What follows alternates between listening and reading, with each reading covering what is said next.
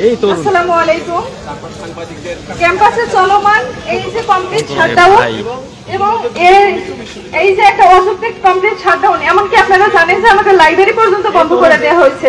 তো এই যে শিক্ষার্থীদের যে সাধারণ অধিকার সেগুলো পর্যন্ত এগুলো খর্ব করা হয়েছে। আমাদের ক্লাস চলছে না, আমাদের কোনো পরীক্ষা চলছে না, এতে বাড়ছে সেশন জট। প্রত্যেকটা শিক্ষার্থী এর ভুক্তভোগী। তো একটা অযৌক্তিক একটা দাবি নিয়ে যখন এই একটা ক্যাম্পাসে বড় কোনো ঝামেলা সৃষ্টি করা হয়, আসলে এটা মেনে নেওয়ার মতো না।